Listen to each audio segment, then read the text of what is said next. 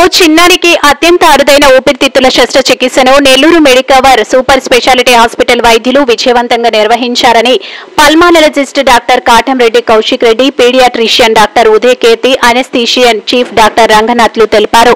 తీవ్రమైన ఆయాసం, దగ్గు, జ్వరంతో మాట్లాడలేని స్థితిలో ఉన్న కావలి పట్టణానికి చెందిన 5 ఏళ్ల సత్య అనే చిన్నారిని పాప తల్లిదండ్రులు అఖిల తిరుపతి మెడికవర్ ఆసుపత్రికి తీసుకుని వచ్చారన్నారు.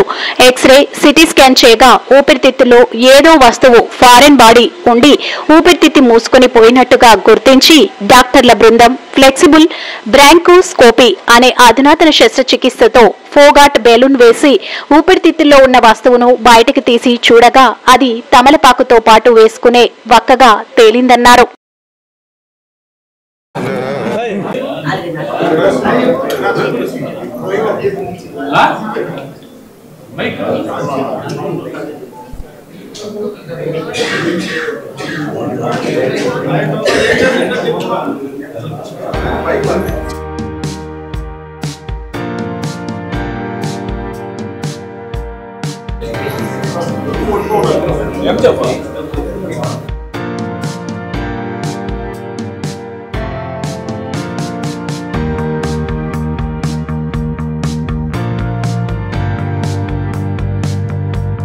కనిపిస్తున్నదండి అదొకటే చూసారంటే మనకి రైట్ సైడ్ ఊపిరితిత్తులు ఓపెన్ అయింది, లెఫ్ట్ సైడ్ ఊపిరితిత్తులు ఓపెన్ అయింది. సో ఇది ఎక్స్రే అండి. సో ఇది ఫారెన్ బాడీ. ఓకే ఓకే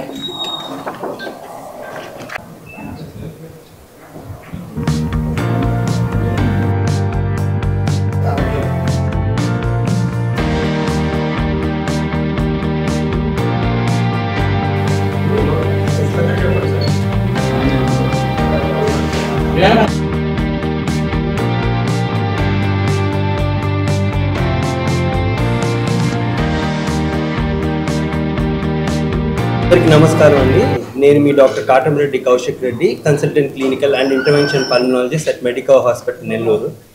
మరి ఈరోజు ఈ ప్రెస్ మీట్ పెట్టడానికి కారణం ఏంటంటే, ఒకరికి ఆయాసం వచ్చింది అంటే ఎంత కష్టపడతారో అనేది మనకు తెలుసు. అదే ఒక చిన్నపిల్లకి ఆయాసం వచ్చిందని ఆ పాప ఎంత కష్టపడిందో అనేది మనం అడ్రస్ చేయడానికి ఈరోజు పెట్టాము. సో ఈ ఎందుకు ఆయాసం వచ్చింది అంటే, ఒక పాపది యాక్చువల్గా సత్య పేరు, ఒక 5 years పాపకి. అయితే పేషెంట్ కావల్ నుంచి వచ్చారండి. సో కావల్లో యాక్చువల్గా ఒక 1 week బ్యాక్ వాళ్ళు ఒక హాస్పిటల్కి వెళ్ళారు. హాస్పిటల్కి వెళ్ళినప్పుడు వాళ్ళు ఇనిషియల్గా ఒక ఎక్స్రే తీశారండి. ఆ ఎక్స్రే ఇది. ఓకే, సో ఈ ఎక్స్రే పరంగా చూసుకున్నామంటే ఈ రైట్ సైడ్ ఊపిరితిత్తులు బాగుంది, లెఫ్ట్ సైడ్ ఊపిరితిత్తులు మొత్తం కొలాప్స్ అయింది. ఓకే, సో ఇలాగ ఆయాస పడుతుంది ఈ పాప అని చెప్పేసి మన దగ్గరికి రిఫర్ చేశారండి. సో ఈ రిఫర్ చేసినప్పుడు మనం ఎక్స్రే చూసి ఊపిరితిత్తుల్లో ఏదో ప్రాబ్లం ఉంది, అందుకని ఊపిరితిత్తులు లెఫ్ట్ సైడ్ ఊపిరితిత్తులు మూసుకోబోయాయి అనేసి ఇమీడియట్ గా మా దగ్గర ఉన్న పీడియాట్రిషియన్ డాక్టర్ ఉదయ్ కీర్తి మేడంకి చూపించి, సో దాని తర్వాత ఎమర్జెన్సీగా మధ్యాహ్నం వస్తే ఒకసారి ఏంటి అనేది ఒక సిటీ స్కాన్ చేసామండి.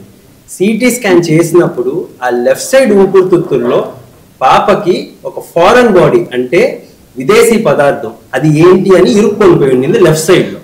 సో మేము ఇమీడియట్ గా మా కాడ ఉన్న అత్యాధునిక పరికరాల్లో బ్రాంకోస్కోపీ అనేది అంటే ఊపిరితిత్తుల ఎండోస్కోపీ.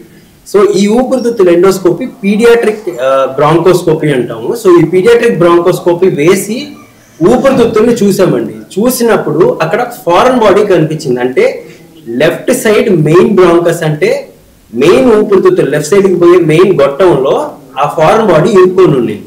సో ఈ ఫారెన్ బాడీ ఇరుక్కోవడం మనం చూసినప్పుడు మనం ఏం చేస్తామంటే ఫస్ట్ ఫారెన్ బాడీని తీయాలి, లేకపోతే ఏమవుతుందంటే లోపల ఇన్ఫెక్షన్ వచ్చేస్తుంది. సో ఆ లెఫ్ట్ సైడ్ ఊపిరితిత్తులు ఇంకా పని చేయకుండా పోతుంది.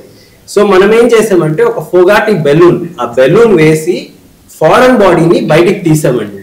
ఆ ఫారెన్ బాడీ తీసినప్పుడు ఏంటి అని మనం చూస్తే అది ఒక్కపొడి అంటే బీటిల్ నట్.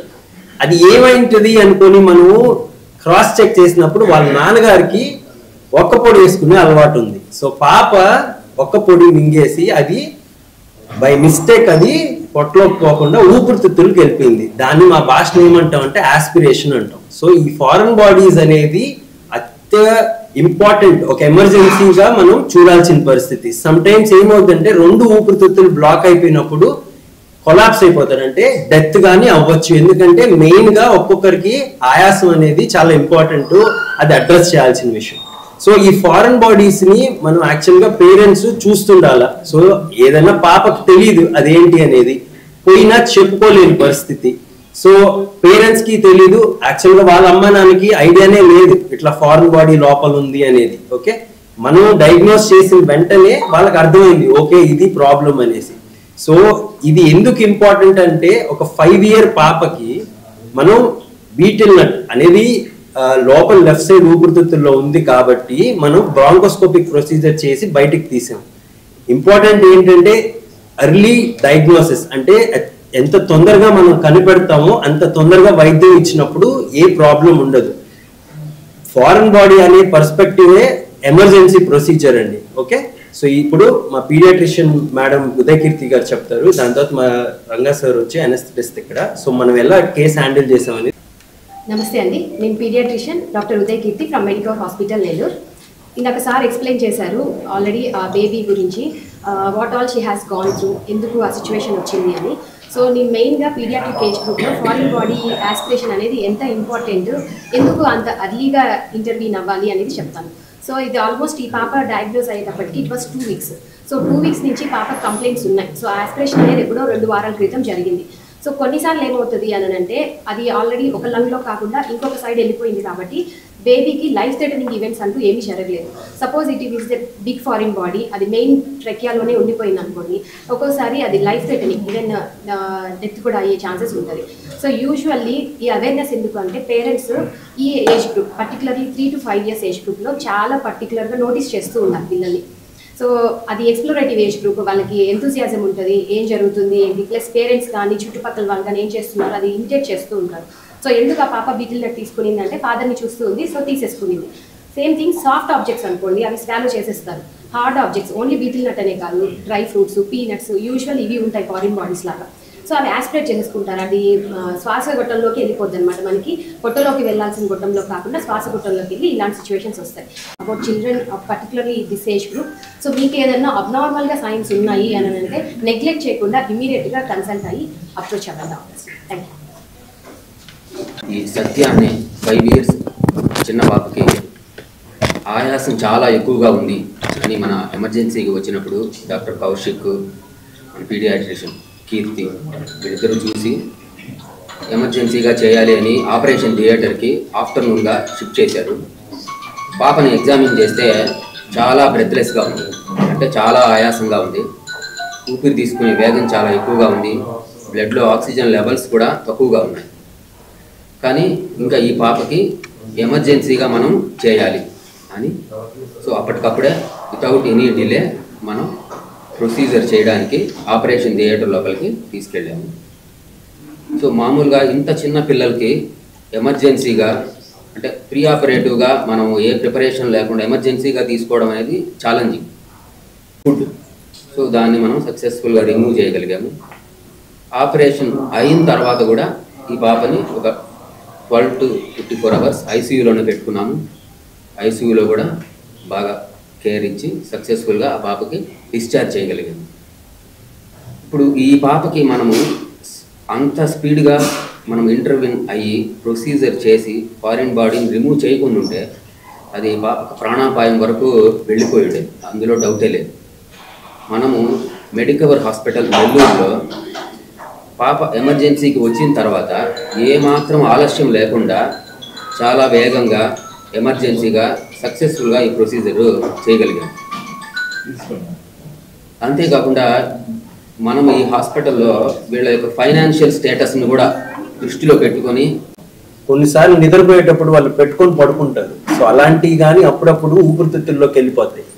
మేము ఇక్కడ ఎన్కౌంటర్ చేసిన దాంట్లో ఒక తాత 65 years old, ఆయనకి చికెన్ బోన్ లెఫ్ట్ సైడ్లో ఇరుక్కొని పోయింది. ఓకే, సో ఇలాంటివి పెద్దవాళ్ళకి కానీ జరుగుతాయండి. కానీ ఏమవుతుందంటే కొన్నిసార్లు డెంటల్ ఇంప్లాంట్స్ ఉంటాం మనం ఈ పళ్ళ సెట్టింగ్ పెట్టుకుంటాం, అవి కానీ లోపలికి వెళ్ళిపోతుంటాయి. సో ఫారెన్ బాడీ ఏదైనా లోపల లేని మనం కానీ లోపల పెట్టుకున్నాం అంటే అది ఫారెన్ బాడీ అవుతుంది. సో అలాంటి విషయంలో చిన్నపిల్లలైనా సరే పెద్దవాళ్ళు అయినా సరే అట్ ద మోస్ట్ ఎర్లీగా మనం డయాగ్నోస్ చేయడం వల్ల మనకి అడ్వాంటేజ్ ఉంటుందండి. సో ఇప్పుడు ప్రతి ప్రొసీజర్ అంటే ప్రతి ఊపిరితిత్తులకు సంబంధించిన ప్రతి ప్రొసీజరు ఇప్పుడు మనం నెల్లూరు మెడికవర్లో చేస్తున్నాము. విత్ హై క్లాస్ ఫెసిలిటీస్ ఉన్నాయి, ప్లస్ అత్యాధునిక పరికరాలు ఉన్నాయి, with good team and backup. So ఇది వెరీ ఇంపార్టెంట్ అండి. బ్యాకప్ లేనిదే ఏమీ ఎక్కడా చేయలేము. అది మనం మెట్రోపాలిటన్ సిటీస్ అని అనుకుంటున్నాం ఇప్పుడు వరకు, కానీ ఇప్పుడు ప్రతిదీ మన నెల్లూరులోనే అవైలబుల్ ఉంది. ఇట్లా కౌశిక్ రెడ్డి సార్ని కలిసాము. ఇట్లా సార్ పాప ఇలా ఉందని సారు టెస్ట్లు అవి అన్నీ చేశారు. చేసిన తర్వాత పాప ఏదో మింగేసిందని వాళ్ళు చెప్పారు. ఇట్లా సర్జరీ చేయాలమ్మా అని చెప్పారు. సరే సార్ మీ ఇష్టం చేయండి, పాపకి ఏమి కాదు అంటే చేయండి అని అన్నాం మేము.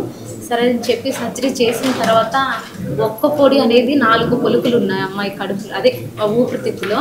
అవి తీసి చూపించారు. తీసిన తర్వాత పాప ఏమో చాలా అంటే అంతకుముందు బాగా లేదనమాట. కళ్ళు మూసేయడం అంటే ఆయాసం ఎక్కువ అవ్వడం. అసలు మేమైతే బతికిద్ది అనుకోలేదు. ఇలా మా పాప బతుకుంది అంటే కౌశిక్ రెడ్డి సార్ గారు మాత్రమే కారణం. ఇలా మా పాప ఇలా ఉందంటే జరిగి కూడా ఒక వారం అయింది అంతే, వారం కూడా కాలేదు. ఇలా మళ్ళీ 5 రోజులకి చెకప్కి రావాలంటే ఈరోజు వచ్చాము. ఈరోజు పాప ఇలా హుషారుగా ఇంత ఆడుకుంటుందంటే ఇది కౌశిక్ రెడ్డి సార్ వాళ్ళ అలా అయ్యింది. అంతేగాని మా పాప అయితే బతికిద్దని మాత్రం అనుకోలేదు. ఇక్కడికి వచ్చిన తర్వాతే మాకు నమ్మకం వచ్చింది. ఇక్కడికి వచ్చిన తర్వాత అంటే పాప ఇలా చూసిన తర్వాత బాగుంది అన్నారు సార్ వాళ్ళు. అసలు ఒక సైడ్ అయితే మా అమ్మాయికి నిమ్మనే అనుకున్నాం మేము కూడా. వాళ్ళందరూ అలా చెప్పేసరికి మాకు తెలియదు అలా మింగిందని.